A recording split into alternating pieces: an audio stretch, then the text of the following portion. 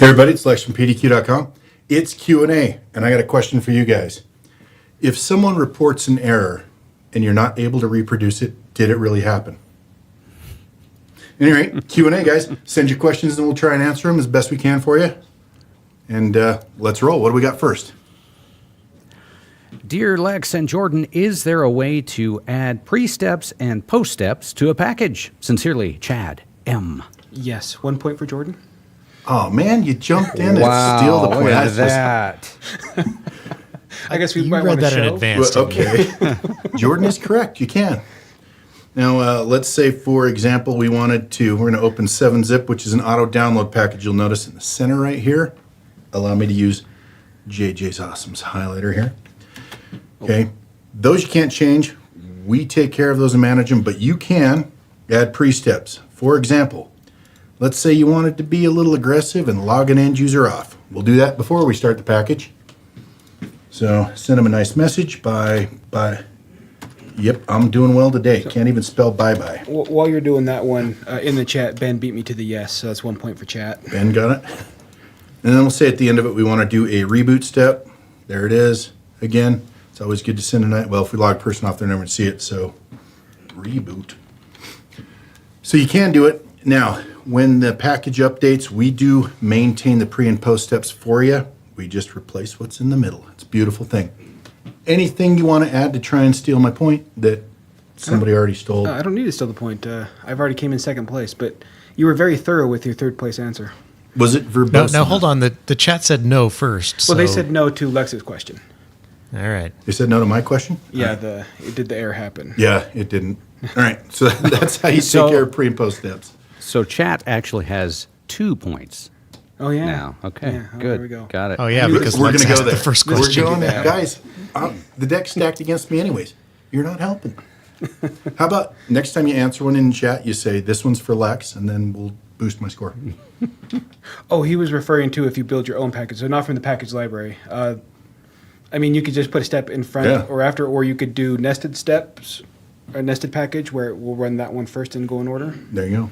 But as far as actual pre and post, And when you're building it, it's whatever steps you want in whatever order you want.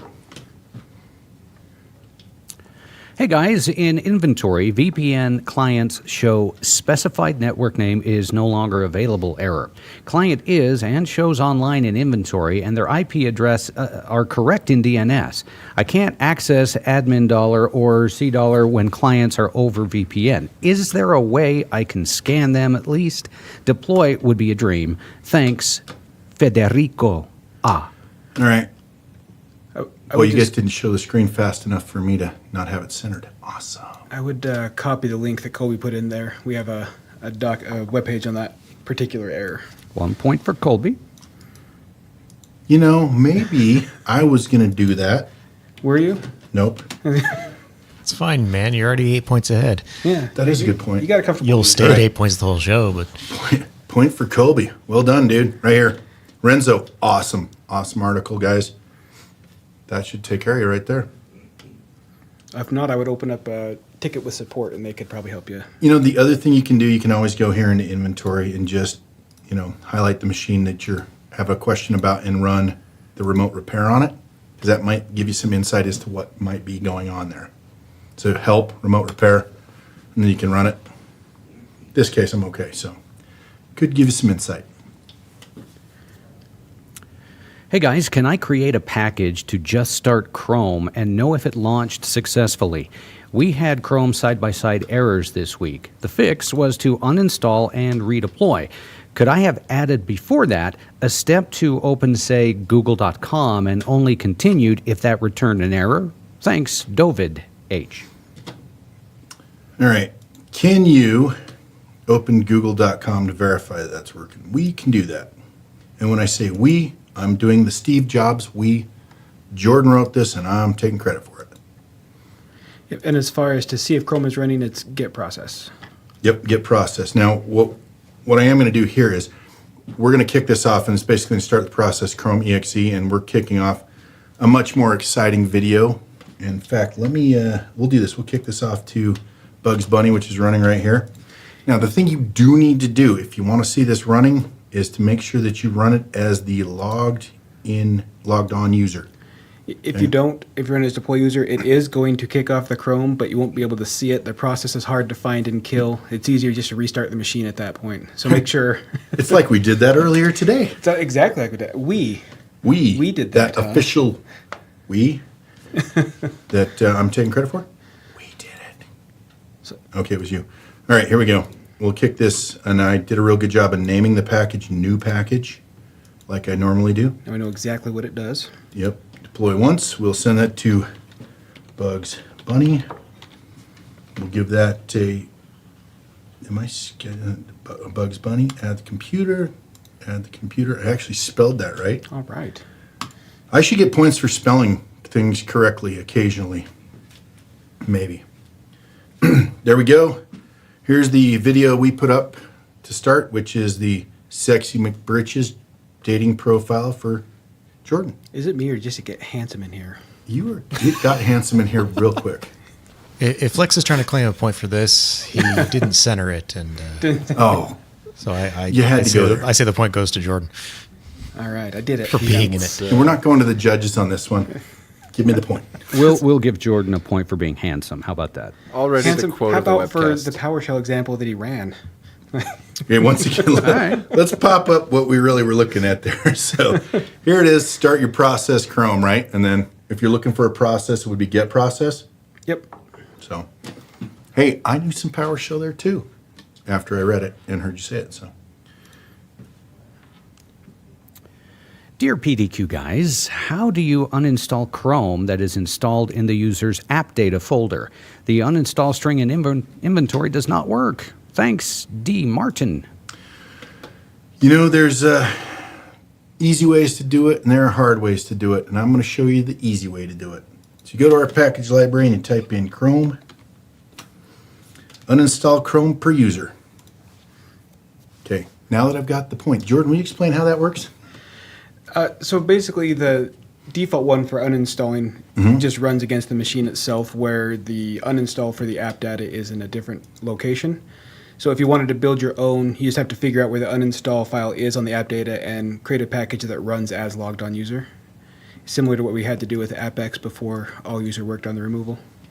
Basically, this is a PowerShell step that does that. So that'll do it for you, man. Who got the point there? This guy. Lex. Guy with 2 thumbs up. Okay, we'll give you Lex. Cool.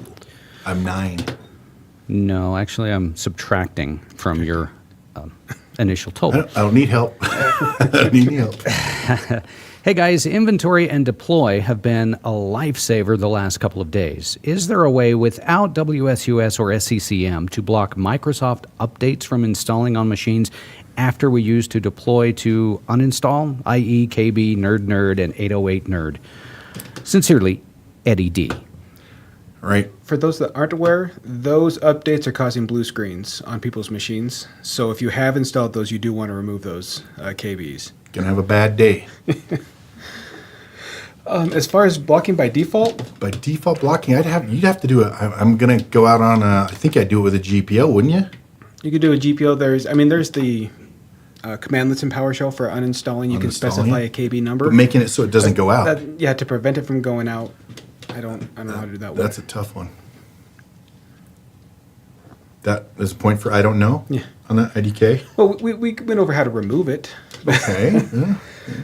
But preventing, that's a different thing. Dear Lex and Jordan, my boss loves to overcomplicate everything, therefore melting my brain to mush before asking me a question. Is there any difference whether I set up a heartbeat schedule versus an hourly schedule for an automatic update package like Google Chrome? Sincerely, Shauner. So there's definitely a difference. I don't know, Jordan, you want to take this? Or you want me to take this one? Heartbeat is only going to initiate when a machine that is offline shows as online on the next time it checks in, where an hourly schedule is going to attempt every hour no matter what. Now, I'm going to add to that so I can steal his point. If a machine is offline and it comes online, like let's say someone turns it on, then turns it off again before the heartbeat, and the heartbeat is set here under your preferences and inventory under network.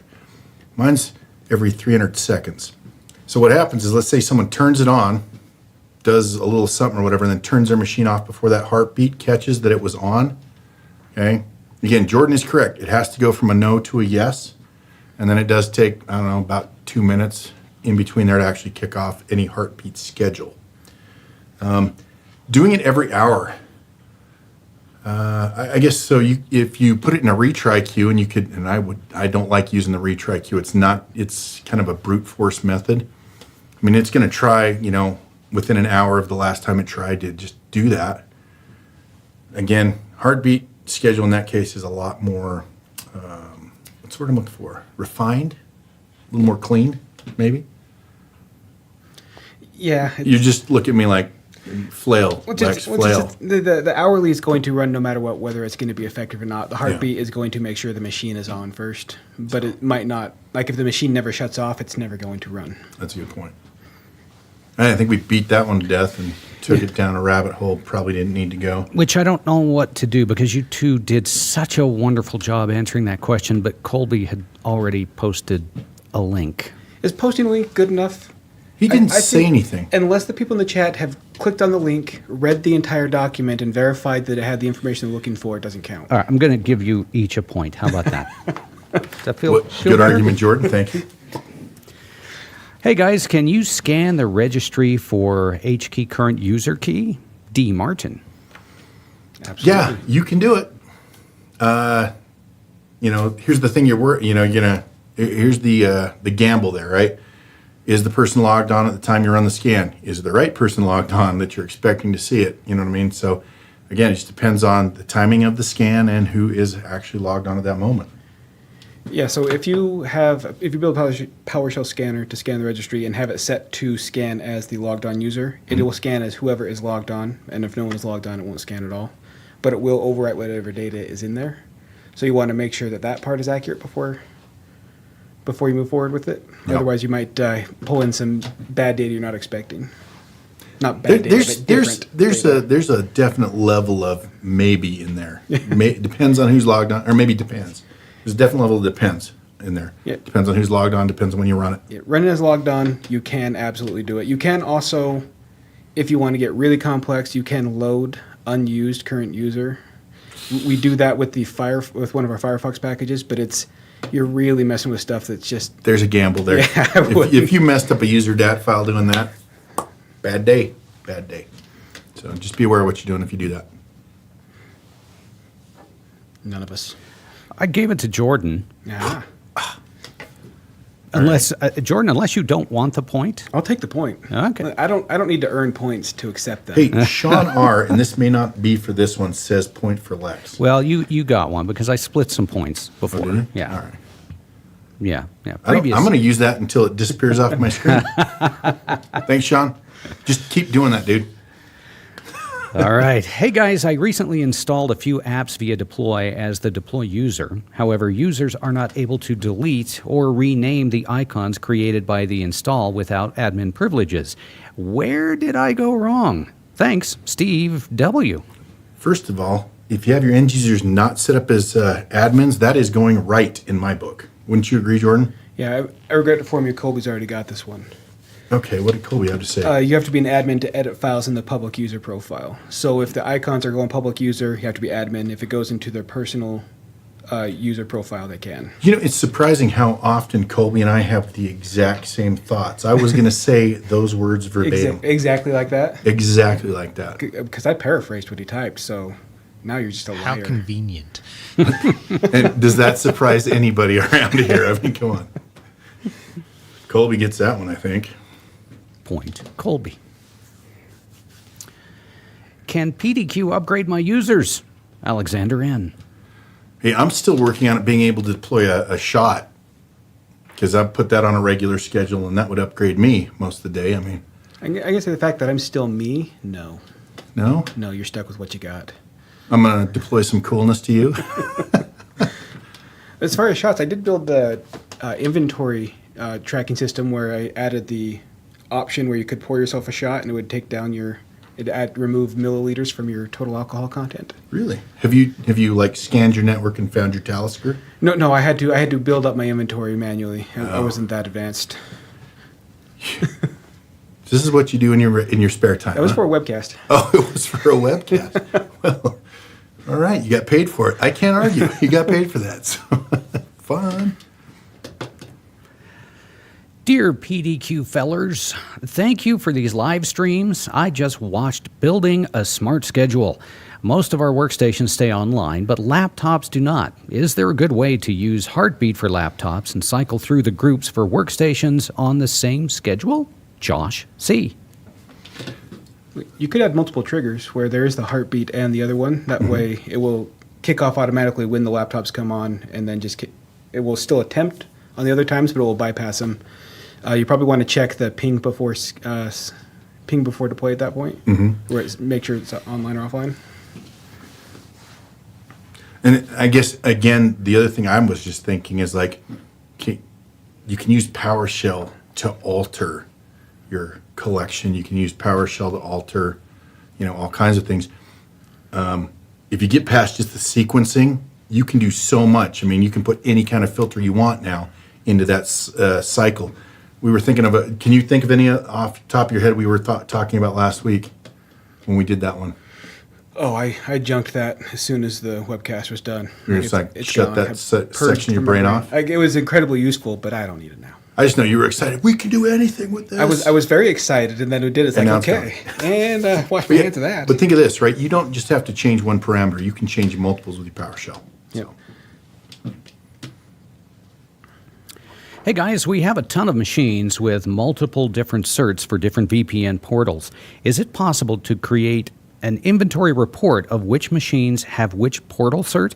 I've tried a few times, but I can't seem to get the machines to return a value with my scan profile. Thanks in advance, Anthony L. All right, I'm bringing up scan profiles. First thing off the top of my head, where are certs located? They are stored file-wise, and they're all stored in the registry also, right? Yeah, and you can use PowerShell scanner as. Nobody put this in chat. This is all me. You can enumerate certs with the cert : / in PowerShell, and it'll grab all certs from that machine. Wow, you and Colby share the same mind too. Here's the thing. There are a couple ways to go about that, and I'm going to say what comes to mind. You can enumerate certs with the certs / Oh, I didn't think PowerShell. of that. Thank you, Lex. Yeah, I'm going to try that. thanks, So Colby. yeah, it's just probably get child item and then just certs : / it would grab all of them. If you know the name, you could try to do like a for each loop where it whittles out the names, or if the name is this, then it'll grab only the specific search you're looking for. All right. So, summary: PowerShell code that Colby put out there. And Kobe gets the point. You Are don't you have to go sure? there, man? I was summarizing. I kind of gave that one to Lex. Okay. It's my boy. Thank you. What's the scoreboard looking like? All right, so here's the scoreboard right now. Well, okay, Lex, I'm getting rid of the 8 points that you cheated and gave yourself. So Lex is tied with Jordan with 4 points. Colby individually has 3, but if you combine the chat with Colby, they're ahead with 5.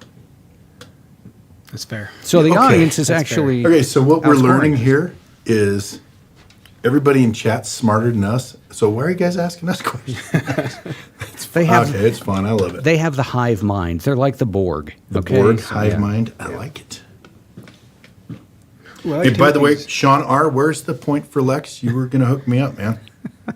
I like Timothy's idea where he kind of built on it, where grab all of the certs and then just have dynamic collections to Ooh. sort them that way. That is That is better brilliant. idea. That is brilliant. Not that the chat's getting a point.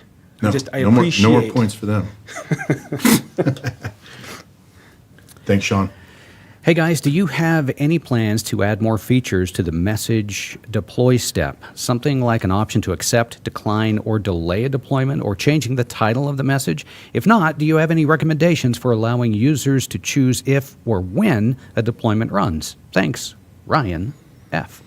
Now, adding more features to the message step itself, no. But if you go watch the webcast called Building Intelligent Packages, I'm going to take credit for Jordan's work. Jordan, wrote some PowerShell that does that. It will allow them to delay. And the PowerShell is included on that. So I think it's called Building Intelligent Packages. It was within the last, 2-3 weeks that we did this one? Yeah, it was Not recent. that long ago, yeah. Fairly recent. Check it out. It's in there. You can definitely do that. Just a little bit of PowerShell. Yep, and you might want. I don't think it went super professional with my messages that popped up, so you might want to correct those. But everything else should be good to go. Loud noises. Loud noises. Is there a way to do an IPconfig release and IPconfig renew from deploy? I've tried, but it fails after it releases. Thanks, Matt. Okay, IPconfig release, right? We're releasing an IP, right? I'm just walking through the logic here. Releases the IP, gets a new one.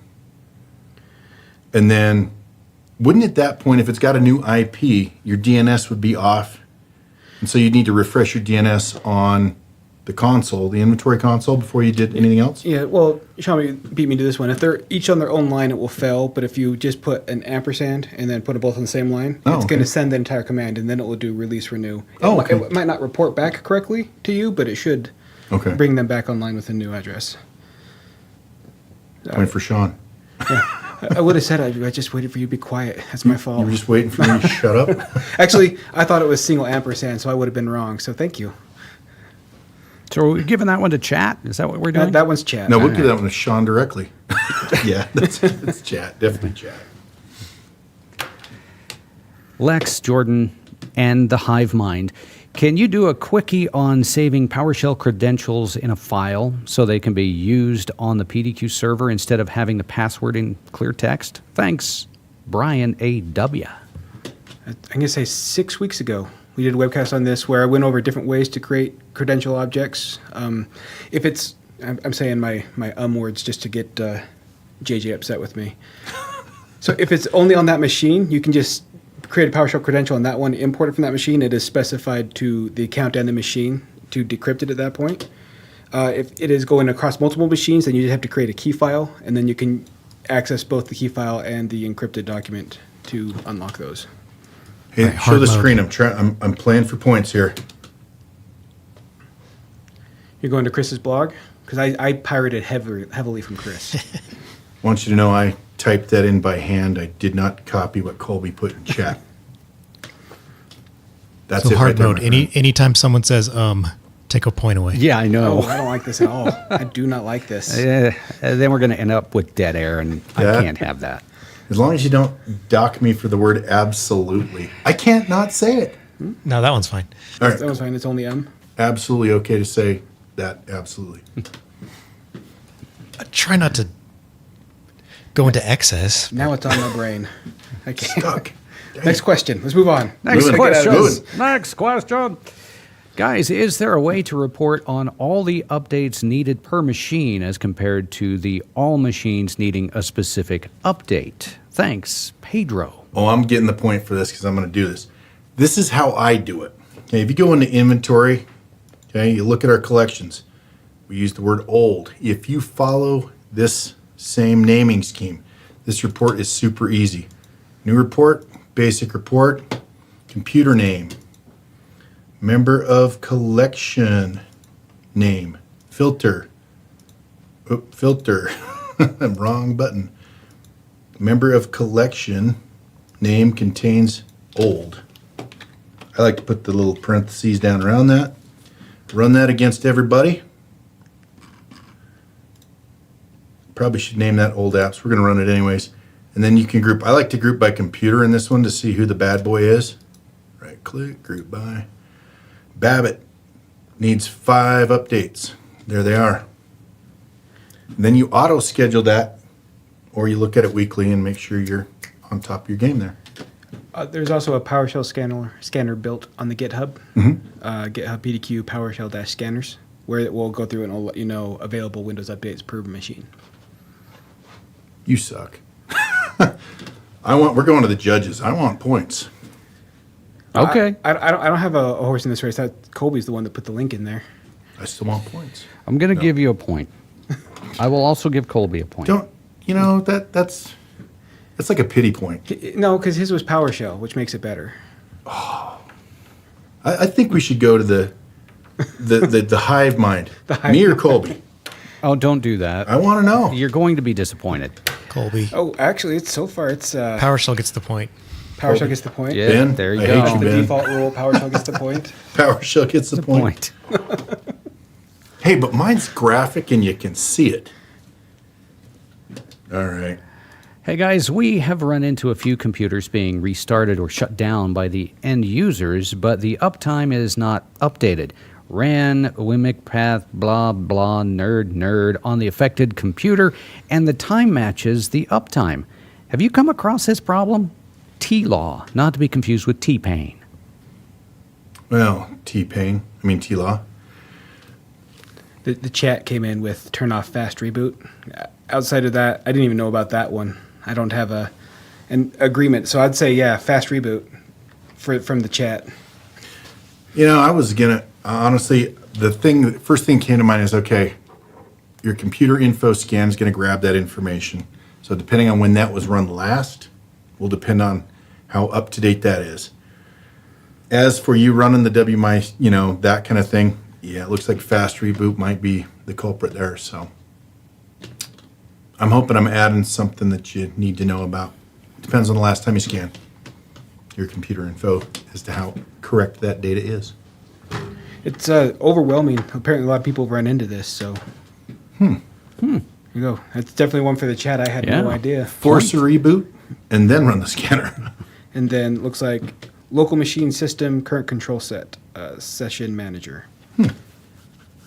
Point? Chat. Definitely. Dear Lex, Jordan, and HiveMind, how can you use PDQ to force a BitLocker password backup to AD? Sincerely, Eric D. And right out the gate, not a native way to do that. So normally what I would do is like, can we do it in PowerShell? Can that be done in PowerShell? So you can write anything you want to an object in Active Directory if you Okay. have the RSAT tools or even just the Active Directory commandlet. I've never done anything with BitLocker and PowerShell to answer definitively. Okay, I'm kind of stumped at this point. Yeah, so as far as writing to it, it would be get-AD object or AD computer where you specify the name and then which attribute you're going to update. It would be set-AD computer. That's for the Active Directory side. I don't know for BitLocker. BitLicker. There we go. No more drinks for you today. I'm You are empty. I'm empty. Yeah, okay. Well, Okay. BitLicker wins today. Well, Just for that, Jordan gets the point. the good news, I There won't you hear go. about this ever again, and everyone's just going to let it go. Jordan BitLicker. Yeah, that's Would you like some more BitLicker, Jordan? Yes? Yes, please. Here you go, man. You just want a bottle. I want the bottle? Nice. You want a bottle. Dalquity. What else we got? All right. I want to pad my resume. Any plans for a PDQ admin certification? JB. It comes with a picture of me with a fox stole on it doing like a Uncle Rico. I don't know. We- We send you one of those papers that you get in kindergarten for I can do it in being crayon. able to recite the whole alphabet. You know, we've actually thought about this from time to time. And I guess the sticking point that we've had is the fact that, for the most part, our product, deploy and inventory are very easy to use right out of the gate. They're quite intuitive. And, to be honest, we didn't want to give the impression that someone had to, get a certification to actually use the products, because you don't. But it is, it is powerful enough and deep enough that, we probably could. We could do something like that. Not saying we're going to, but we could. Do I get the point? Did I just get a point? No. You did. Yes. That'd be a heck no. Oh, crap. Oh, you're actually listening to me now. Wow. What happened when I wanted points? All right, we ready to move on? All right, guys, why is there so many Adobe Reader packages? Which one do I use? Can't PDQ figure it out for me? Jeremy G. I just figured it out for you. Use that one.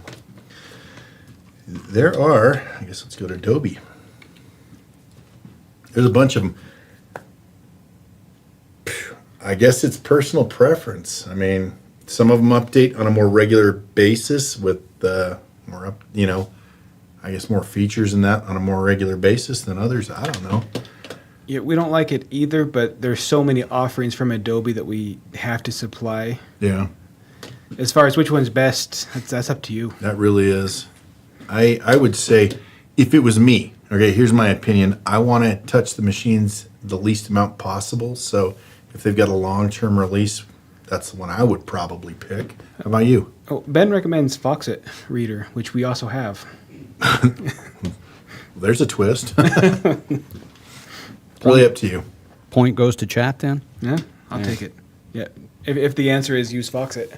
If the answer is use Foxit.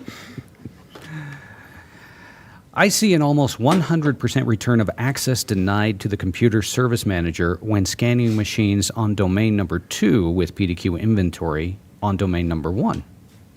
I am certain I'm running the scan as a domain admin on domain number 2. Any pointers? Getty. All right. So 2 domains. First thing I would look at is when you added those machines into inventory, just making sure they have the correct scan user. So to do that, see what machines have a certain scan user, you can right click on it and go select your scan user. Just verify that. Probably an easier way to do that is just to resync them. I mean, you'll lose a little bit of data, but resync them and just verify you've got the right admin credentials. If you're using the right admin credentials, I don't know, Jordan, thoughts? If you have the right credentials and it's still not working, that might be something to send into solutions to mean, help you out. I can't think of anything off the Wouldn't top be of my a head. firewall problem, would it?